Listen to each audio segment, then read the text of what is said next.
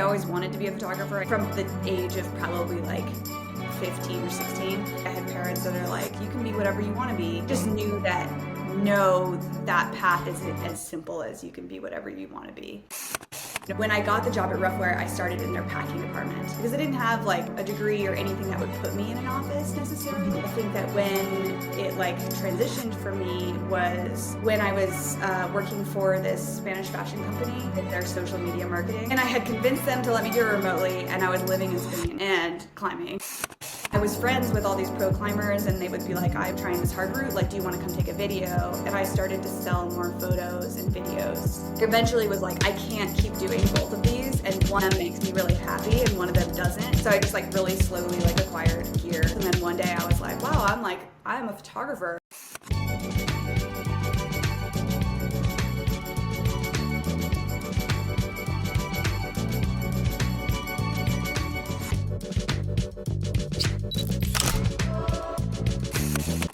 Welcome to the show, everybody. Today we have Tara Kerzhner. She's an award-winning photographer, director, cinematographer, and accomplished rock climber. With almost 2 decades of experience in adventure sports, Tara has established herself as one of climbing's most sought-after visual storytellers. And today, Tara's work spans multiple mediums, including adventure photography, editorial and commercial photography, and filmmaking. In addition to her ongoing contributions to National Geographic Adventure, Tara continues to push creative boundaries and pursue meaningful work that uplifts tribal nations and communities. So Tara, I'm really happy to sit down and have this time with you today. Thanks for joining us. I know you and I first got in contact when I was working at Climbing Magazine, and you were working at Ruffwear, correct? Was that right? Oh my God, was it really? I thought I you were think going to say so. like Climbing Magazine and I'm pretty sure we communicated about like testing some gear, and then I think the next time I really saw your name, you know, was like with when you were shooting with Margot Hayes at Smith, and I think you had submitted okay. some images. That's what it connects in my Yeah. mind, but I don't know if how accurate that is. Yeah, because you printed one of those images. I feel like that Yeah, was one of my totally. first, I think it was the first photo I had printed in a Climbing Magazine. Nice. Yeah. And one of Cool. only like three ever. No, just kidding. There's been Yeah. more, but not that many. I know, well, there's only so many, especially with climbing, like there's only so many print pages these days Mhm. dedicated to climbing in the outdoors. So like it used to be a lot more pages that you could get your images on. So I just Yeah. want to talk about like yeah, I mean, you kind of were doing a full-time gig and, Yeah. decided it wasn't for you, and just tell me about that process of like pivoting and making that Yeah. transition. Yeah. Well, I mean, I always wanted to, and when I say I always wanted to be a photographer, I mean that from the age of probably like 15 or 16. I took a Mhm. photography class in high school, probably like a darkroom class. And it was always something in my mind like, oh, that would be like my dream job. And, like every kid, I had parents that are like, you can be whatever you want to be. I also had an experience of when it was time to like go to college. I just Mhm. knew that that path isn't as simple as you can be whatever you want to be. You know what I Yeah. mean? And Yeah. so I think that being a photographer was much more a dream, and I wouldn't, it took me a really long time to even call myself a photographer because I just thought it was like something that I wasn't, that like wasn't for me, I guess. Mhm. I was thinking about it and like, I was 100% sure I was going to take the path that everyone in my family took, which was just more like blue collar jobs. Both my parents ended up being bus drivers, not that they're, and like that I like applied to be a bus driver, and like I was just like, this is what work is. Like I didn't Mhm. realize that like there was potential for something else. I Right. didn't think that I could go to college. When I got the job at Ruffwear, I started in their packing department. So just like packing boxes and doing stuff like that because I didn't have like, a degree or anything that would put me in an office Mhm. necessarily. Um, Short of like administration work, but even then you kind of like still wanted a degree, especially at that time because it was Yeah. around like 2000. It was after the financial crisis, and so there were a lot of educated people that were taking lower tier jobs, and so like the competition for non-educated people was really hard. So like Mhm. the people that were applying to the jobs that you were applying to all had degrees, and this was Right. especially true when I moved to San Francisco, and everybody went to Stanford and was trying to be a barista. But anyways, I started at Ruffwear, and I just ogred in and eventually made it into their marketing department after like several years of working there. And so it wasn't like I like decided I was gonna like pursue my dream of being a photographer. It wasn't really like an option, I guess, because I didn't have like a financial safety net to do that and take a risk like that. I think that when it like transitioned for me was when I was working for this Spanish fashion company, and I'd gotten the job off of Craigslist. It was like they did their social media marketing. And I had convinced them to let me do it remotely, and I was living in Spain and climbing. I was friends with all these pro climbers, and they would be like, I'm trying this hard route, like, do you want to come take a video or whatever, or photos? And I started to sell more photos and videos. And then at that point, I was like lying to my 9 to 5 about like needing a couple days off so that I could go be there for the conditions and like shoot XYZ thing to get like $2,000. Yeah. For the video, which was like, it's crazy, but that's like just such a wild time. And I eventually was like, I can't keep doing both of these, and one of them makes me really happy and one of them doesn't, and like I'm going to try. And thankfully for me, like I had so many periods in my life where like I had zero money, and so like making it was like scraping by. And so anytime I scraped by, I was like, great. I'm making it. You're like, I'm winning. Like I didn't need to be like wildly successful to feel. I'm eating most days, okay? So I'm really making it. Yeah. I just like, to me, like sticking it was like not going into the negative. And I was like affording all my camera equipment just like slowly over time, like I was not putting anything on my credit card because I think I was a little traumatized by my parents' like double bankruptcy history, and so I had this like fear of credit, and so I just like really slowly like acquired gear. It was like a slow process, and then one day I was like, wow, I'm a photographer. Was there like a moment where it sunk in? I think it's still sinking in. Like when you have this idea of who you're going to become when you're young, and that's like really true to you, and that's the truth that you tell yourself. If you do something else, like it's that voice is still there. And so sometimes I have to like, especially in moments that every photographer has where you like start to doubt yourself or question yourself, or like, what am I doing with my life? I haven't gotten a job in whatever X amount of time. And then I remember myself like in high school, and I think about like what she would have thought about where I'm at now. You know what I mean? Totally. It's really easy to compare yourself to other people in the industry and look at what they're doing and tell yourself that that's what success is. Success is not like a constant shape for everyone. I took some time and asked myself what success looked like for me. That really changed how I was feeling emotionally when I didn't have work, or whatever, you're always ebbing and flowing. And so a couple times, especially during COVID, I had some low moments. That was really a great time for me to self-reflect and ask myself what success was. Like, did I want to be at home like 4 days a month? Actually, no, that is not what I wanted. Realizing that was really important to me, because I realized also that like money has never been like a driving force in my life. And I think that's probably because I just have not had it at so many points. Right. And like, I'll make the disclaimer now that like, what do they call it when you have like a double income, no child home? Dinks. You're a dink. Double income, no kids. Right. So like things have changed obviously now that I'm all grown up and stuff. And that's a huge privilege. That's something that I am like hyper aware of, because it's almost like bizarre to think about in a way, but like, I think that like, I realized that money wasn't a driver for me. The like push of being successful in other people's eyes, that wasn't really a driver for me. I realized that like, to me, success was creating work that I was proud of consistently. And that really like, it was like a gear just like went into place, and I was like, aha, like that for me is what this looks like.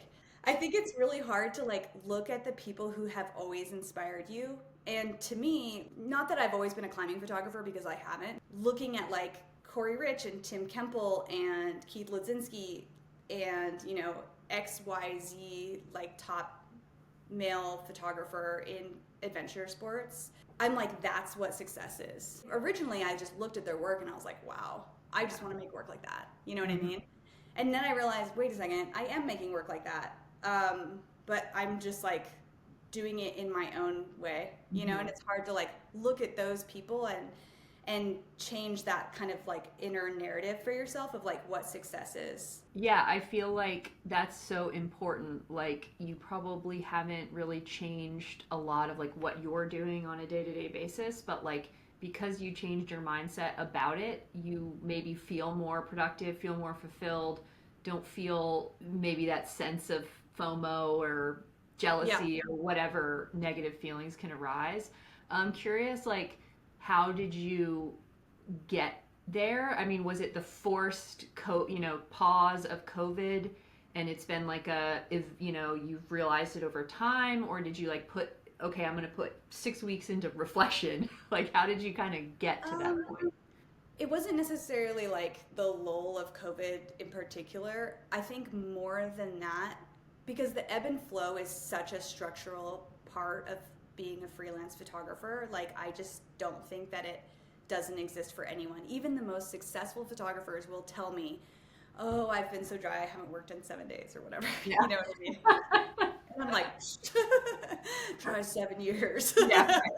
I'm like, so it was more just like a reflection of the ebb and flow, because what started to happen is myself and other female photographers around in my like friend circle, we started having a lot of conversations about like gender fairness in the industry, and this sort of just crashed me. Like the more I thought about it, the like worse I felt about it. I totally spiraled. Like, and it's never been something that I have like put a lot of like thought or energy into, and it really wasn't until like I started coming more well known in the industry that I like wondered about that. Little things were happening, like a male photographer who was totally new to climbing photography and hadn't created their photography voice yet would reach out to me and ask me some questions, and I was kind of like, yeah, they've got maybe like 5 years before they start finding their voice. And then I was like watching it like surreally as they were just like snatched up and thrown into these huge jobs and just like given the trust and respect that like I felt like took me a really long time to earn. But at the end of the day, like does their experience change mine? No. And then there was like this other shoot that happened to go shoot on a multi-pitch in like alpine terrain. I personally have climbed close to like 25 walls. I just don't like post it on social media. Like I just, it's not something, it's like my climbing is kind of like separate from my career, and I don't feel like I need to like tell people like what I'm climbing or like what I'm doing, but I am probably, more competent than like other like climbing photographers in like wall settings, that other climbing photographers who haven't done that as much. You know what I mean? Because there's like a lot of logistics, and personally like trust is a huge thing when you're on the wall. And just knowing that like the people in your group like know what they're doing is like really important to me when I'm like personally climbing on walls. And like I never really thought about that or even counted how many walls I had climbed until I was asked if I had ever even climbed walls. By a client or By like a team member who was like leading this expedition. Basically like presumed that I didn't have experience on walls. And then in talking to some other people, like it kind of seemed like I might have had more experience than them on walls. And then the person that they hired, totally amazing, totally awesome, for sure less experience on walls. Like so it's like that's if it's because I'm a woman, just like that's okay. Like just tell me. Don't like tell me that it's because I haven't climbed enough walls, because that's wild, and like even the assumption that you as a woman have less experience than a man in that capacity like is fucked up. Right. And to you know what I mean? Like that's like the systemic discrimination gender discrimination that we see. And so I kind of was spiraling and really noticing these things, and I was like, oh, like I'm not getting any work, and like these male photographers who are like up and coming, like these brands are just like choosing them, and like where's my chance? This is before I had even gotten the chance to like do a commercial shoot, and I just like really wanted to get into commercial photography, and I was like I felt like I was trying. I don't think I was trying hard enough. I felt like I was trying, and I just was like watching what everybody else was doing, and it was a super negative spiral for me, and I'm so glad that I'm not there. Even talking about it makes me feel gross, because I'm like, oh, that was such a dark moment for me. But like then that's when I was really like, I'm gonna take some self-reflection. I did some writing, and like really came to this like epiphany about success for me. It's like personal epiphany, I guess. Yeah. And brought myself back to like her essentially, like me as an 18-year-old or 16-year-old with a camera, realizing that like now I'm You're doing the thing. kind of giving her permission to be who she was supposed to be in that moment. You know what I mean? Like, and Totally. so I don't know. I think it was like just some negative stuff, and while I do think that the gender conversations are super important and shouldn't be ignored, and this is like this comment is, I could see how this would not be the right thing to say. So I'll just preface it by saying this is like true to me. It is better for me to not focus on it, because like it's gonna happen. Like focusing on it doesn't make it better for me, and that's something I've learned about myself. And so if it happens, I put it aside, push it down, if you will. How do you not focus on it, as far as like, is it like, okay, I don't look at social media unless I'm in the right headspace, or like, I'm only going to be positive, or like, therapy, or like where, how have you sort of developed that system of like what works for you and what doesn't? I think it's like a mental switch. Like if I start to have that thought, I just, in my head, I go, does Stop that it. change? Does that Yeah. change my path? No. Yeah. Does that change the fact that I just did X, Y, and Z job that I'm really excited about? Does it change Yeah. the photos that I just took the other day? No. Does it change that you have a whole library of photos and films that you're proud of? No. And I think that's like the key like mental shift is like, Yeah. if that thought comes into my head, which I think everybody, it's human to like look at what other people are doing, because for a long time social media was only like about inspiration for me. I was like, look at these cool photos. And then when I felt like I was getting to that point where I just kept noticing, I was like, where's my chance? I want to try, like, let me try. And then I was perpetuating it by talking about it a lot with my peers. That made it so much worse for me. Yeah. Those conversations were really productive and important. But you have to, there's a line of like, okay, that was productive. Now we're getting into spiral feel bad zone. Let's stop. It was just making me feel like worse about it. Yeah. I feel like I've sort of been through a similar, trajectory, as far as like when I'm trying to get more into commercial work and seeing young male, usually white photographers coming up and getting all these jobs, and honestly like so much talent, so much, like so many good images, like, but then just sort of kind of looking at major brands, especially the outdoor space, it's actually pretty small compared to other industries, just being like, okay, well, that major brand, all white male photographers, this major brand, all white male, like, I know that some brands are doing it, and I know that some, there's progress, but it, as a woman in the industry, it is very, very frustrating to kind of be like, what the fuck? Like, where's the action behind the like promises of, the last couple years? I'm curious what your thoughts are on that. After I had sort of like come to my epiphany, or whatever you want to call it. I think you should like come up with a name for the moment, like your eureka moment, your epiphany moment, like something, and then you can trademark it. And then, Because I'm such like a visual and creative person, like everything, like every analogy I give has like some sort of like like a graphic. How it feels. Oh, And like to me, it felt like I kept visualizing myself treading water. And I was like tired. I was like, just give me, I'm like hustling and I'm trying, and like I just need a chance. And that epiphany moment for me was realizing I could straighten my legs, feel the sand underneath me, and just stand. Wow. Yeah, that's a powerful analogy. You're like, why am I treading water? I could just. So, what did the standing look like? Was it like you literally were you doing all the same things photography creation creative wise, and just different mindset, or like did you actually slow down and say, wait, why am I hustling for these things that don't matter as much to me?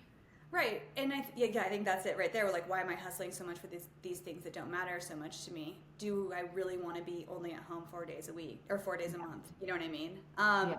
I actually had a really amazing conversation with a photographer that I look up to a lot. I have a massive amount of respect for Will Saunders, and Mhm.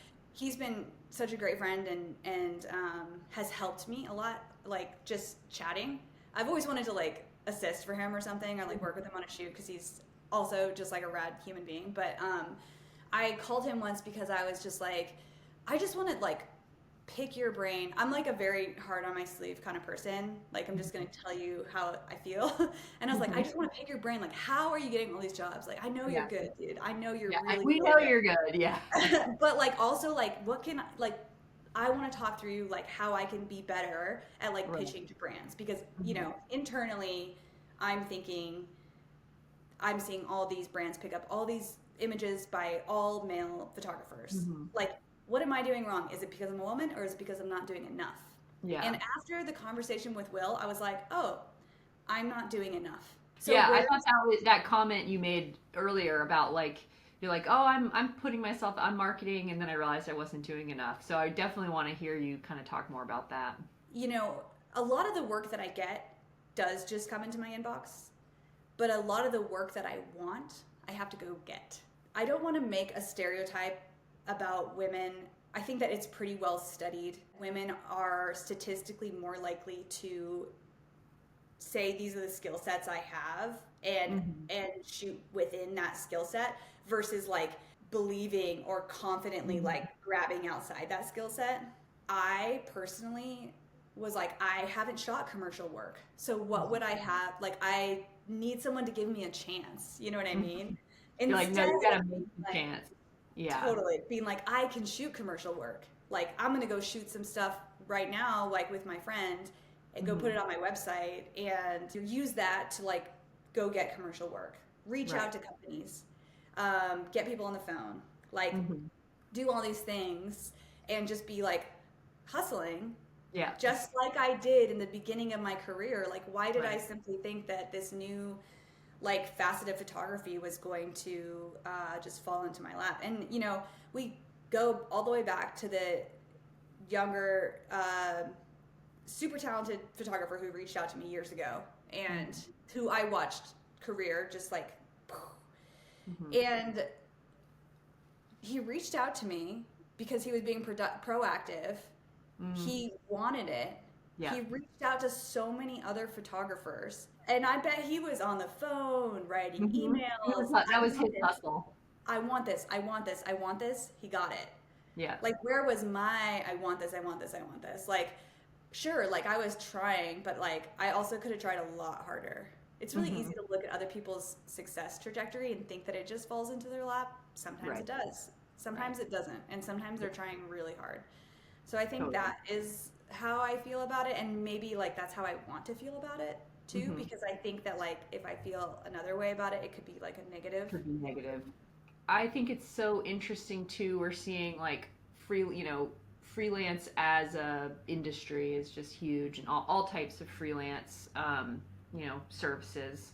And I am starting to sort of think that like it requires certain like traits to be able to do it, and not necessarily personality traits, but like if you're if you struggle with like self motivation, it helps to have a big savings account, or like I'm just curious, I guess, when you talk about like as a kid, you didn't, being a photographer was like not a thing because of maybe the relationship that your parents had with money or what you saw in the home. And then I guess I'm curious where you're at now, like how that sort of mindset helps or hurts you when it comes to freelance and the natural ebb and flow that we all experience.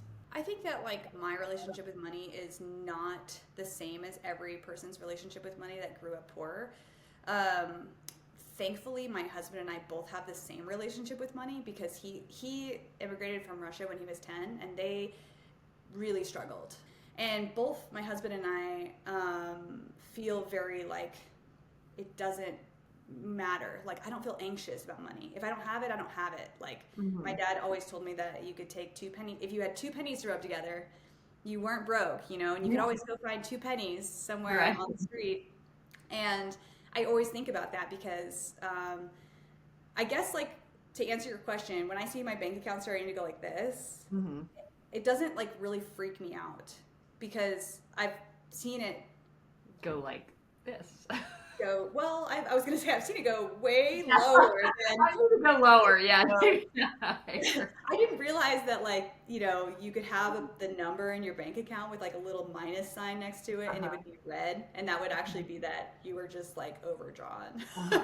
And that's what that looks like when it happens. But I guess I just like don't sweat the small stuff when it comes to it. I think that like some people I know who have had similar upbringings would maybe like be more anxious about money, and I've seen that too. I think it's just like combining your personality, like who you are and who you were always going to be regardless of like the nurture around you growing up. Right. Yeah, so like who I always was going to be this like very non-money anxious person potentially, and even put through like anxious money situations growing up, I feel pretty relaxed about it. Like it's made you more resilient towards the ups and downs. Probably. Yeah. Yeah. I think so. Yeah. It sounds like you didn't necessarily just like, that's not just your natural inclination, but it's like a culmination of your whole life to get to that point. Yeah, totally. And I think that like relationships with money can be really challenging. And even if you come from a situation where you know, you're coming from a family that has always had money, and the risk of entering photography wasn't as high for you because you had a safety net. And when I say safety net, I don't mean you had money in your bank account. I mean your parents have money in their bank account. Somebody will give you money if you have an emergency. If something goes wrong, you have a safety net. And that's something that I don't know what that feels like.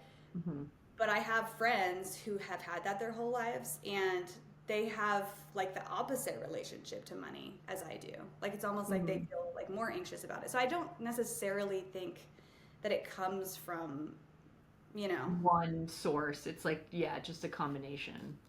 Yeah, and I think maybe like two, I'm like, well, I could always go work at Whole Foods. You know, I did like a decade of food service, and I know how to do that. Like, or like service industry stuff, and like that's not the end of the world for me. How do you do photography at the level you do it, and filmmaking and climbing? I am kind of, as James Lucas put it, manic about climbing. I don't think I'm manic. I think I just like, I'm really psyched about climbing. Yeah. Like really, really psyched. And so I just make it happen. I mean, my husband works 40 hours or more a week, and he's like an incredibly talented rock climber, and he always has been. And he's like one of those dark horses that you're like, wait, what have you sent? And you're who? I've never heard your name before. You know what I mean? Him and his brother are the same way. So it's like in our household, we just, you know, prioritize climbing in our free time. It just means that like I'm pretty much only climbing or working. Right. Most of your days are spent with a climbing focus or a work focus. Yes. No other hobbies. I guess that's not entirely true. I'm curious because like I feel like the way our job is, like it could eat all the hours in your day, and the way climbing is, if you do not stay on top of your training and your nutrition and your, you know, self-care and all these things, you're not gonna be able to climb at a high level. Right. No, for sure. And I think it's like one of the reasons why there are a lot of reasons why and I haven't even mentioned this yet, but I have been edging my way out of filmmaking for a while, and it's no longer something that I'm actively pursuing. Like I don't have a lot of films on my website. Like I'm not trying to necessarily do that because it takes up a lot more. It's like physically a lot more work. It takes up a lot more time editing. It's just a lot more immersive, and it's not like because of climbing that I'm not wanting to do filmmaking as much anymore. It's for a lot of reasons, but little things like that, I guess. I don't know. It's a chicken or the egg situation, like with climbing and photography. I'm like, I don't know which one came first. Like, I mean, for sure, like climbing, photography came first for me, but it just feels very much like a part of who I am, and so I'm not sure that I would be able to like choose to do other things. What do you do? I feel like I'm like, what are you doing with your Oh, like? I don't mix the two at all. I used to bring the camera when I would climb, and now it's like, and I say I don't mix the two. Like if I'm being paid to create any imagery, I will not climb. Oh, same. Like I Yeah. won't even touch it. For sure. Bringing my camera out for fun is like I bring, a camera and, my 50 and then maybe I take 6 frames, maybe I take 60 during the day, but like just, oh, the Yeah. light's pretty. But yeah, I can't, as I've gotten older, I can't do the physicality of both. It is physical. Same. Yeah, just and it just jacks my body up, like the For sure. jugging and sitting in the harness and Yeah. the bags and the cameras, and it's same with filmmaking, like, or just in general filmmaking, like with all the gear that you have to carry. How do you see yourself, moving forward? I was really nervous to put it to the side because it is a source of income. Actually, the reason I started doing filmmaking in the first place was because it was a source of income. I always was a photographer, first, and that's really what I wanted to do. And I remember watching this film. I don't even remember what it was, but I remember that Jimmy Chin shot it, and I Hmm. remember being like so inspired by it and being like, wow, and like really wanting to like get into filmmaking. It was like shot on a DSLR, on like one of the first DSLRs that could shoot video. I was really inspired by it, and I also was like, I need money, and brands were asking me to make videos. Hmm. And so when I would say that the decision to stop happened after I finished the film I made last year, which was called Love, and it was about Paige Clausen and her pregnancy journey. And it Hmm. had nothing to do with that film, for the record. I've been feeling this way for a really long time. And doing that film, I kind of knew that that was going to be like, Your swan song. yeah. And I've done like a couple like short little shoots Hmm. since then. Like I will say yes if the shoot is cool enough, basically, or Hmm. not like cool enough, but like if If I'm it like really, fulfills you in a certain yeah, way. if I'm really Yeah. inspired by it, I'll say yes. But like generally speaking, I'm not that psyched. But I was basically like, can I make this work with still photography? And basically like I quit, and then I like got all these 6 still photography jobs, and I was like, it's working. Yeah. I'm doing it. Look, I did it. The universe was just like, all right, we're gonna Yeah. make this happen for you. Yeah, totally. Doing half-assing two things versus whole-assing one thing. Yeah, And like, I also was struck by what you kind of said about women tend to kind of like, we're like, here's our skill set. I'm going to do jobs. This is where I work. yeah, And I was just reading the other day, and it was this person who was talking about like sort of proclaim it first and like set the yeah, intention and the goal, or of like I'm gonna be like yeah, more skill set, and then work on building out and yeah, developing and evolving. And I think that's so, like, set your sights higher than what you think you can reach, and then absolutely. keep working until Yeah, it doesn't make sense anymore. yeah, I mean, it's the same as climbing, right? Like with, it when is. do you Yeah, know when to give up a project, is like it's a absolutely. personal decision. That's triggering for me right now. The thing that does bum me out a little bit with the gender differences is when I see a really talented woman Hmm. working her ass off and doing all the right things, and then maybe her career is still not getting the jobs that she should be getting. And I'm watching that from being like, I'm where I need to be. I know what my success is. I'm Right. just strictly looking at like her path and like trying to see like what I can do. And I think that the best thing that we can do as women is just support other women. And Hmm. so if I have the opportunity, if I'm hiring, I'm only hiring women. And that's been really awesome. Yeah, Yeah. no regrets there. Totally. I've been doing that for a long time, actually. And Yeah. it's tough because like I don't want to say like I don't hire men, but it's more that I just really want to give women the chance that they may not be getting elsewhere. And I see, it's like, I see you, and I'm like trying to give you that chance. So I guess it's less of like, I'm only hiring women, and more like I'm just trying to be really intentional about like seeing talent in women and trying to bring them with me on shoots. I've been bringing Jules with me on pretty much any shoot that she'll agree to go on with me, because she's like so great. I love her so much.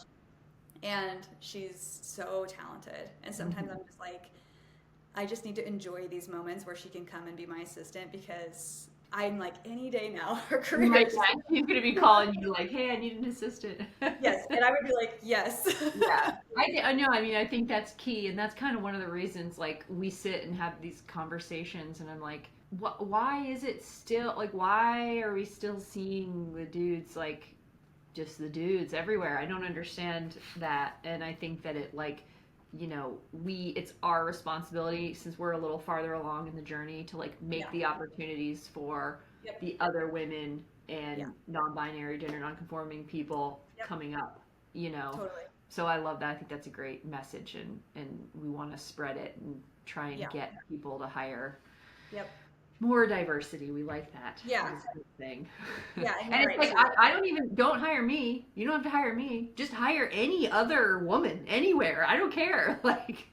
No, and you're totally right too on the non-gender conforming, non-binary folks as well, because I did a shoot with I met some incredible people on this shoot about Jamie Logan, who's in the Front Range. Jamie's trans, and she's an incredible athlete, incredible alpinist, and the whole shoot was diverse. Like, nobody on that shoot was chosen willy-nilly, and it introduced me to some incredible people in the Front Range who I'm consistently like recommending, because they were all so awesome. But I felt like there's obviously like a huge opportunity there as well. So hire more LGBTQIA+ and everybody else.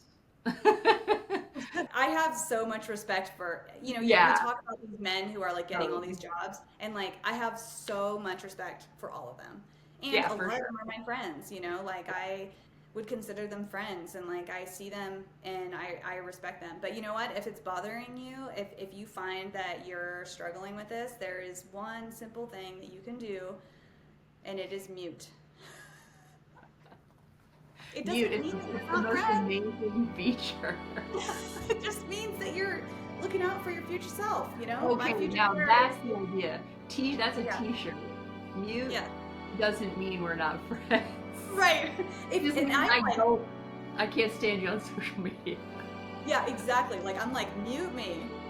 I don't care. Like, if I bother you, like, mute me. Unfollow me. I'm a grown-ass woman. That does not bother me. Like, that's real confidence right there. It's just awesome. Well, okay, a couple rapid-fire questions, and then we'll wrap it up and get on to the slideshow. Introvert or extrovert? Probably somewhere in between. Last piece of media that you binged? Bridgerton, okay. Would you recommend it though? Bridgerton? If you want to keep your brain cells, no. Okay, this one's fill in the blank. Taylor Swift is blank. Not Beyonce. One thing people don't know about you that might surprise them. I don't know the answer to that question, but I will say that someone described me as salacious the other day, and I thought it was really funny. Wait a minute. I need to look up what salacious means, because isn't that like sexy? Having or conveying undue or inappropriate interest in sexual matters. Dang it, that's not what I meant. Gosh, that is not the right word. Now I feel embarrassed. And cut. That's where we're going to end it.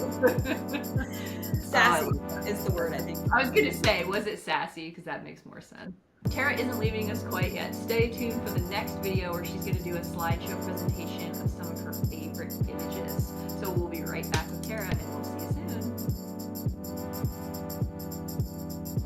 These slides are from Slady's, which was a film that I made in 2017 with Colette. This was such a significant shoot for me. It really changed my career. So these photos are from, this is another shoot that was like really important in my career. This was in 2018, in 2018. It was the Eco Challenge in Adventure Race in Fiji. This was for Visit Idaho with Natives Outdoors, which is an all-native production company that I work with. These are both taken at Smith Rock, and like coming from a photographer who shoots a lot at Smith Rock, like the timing of images is key.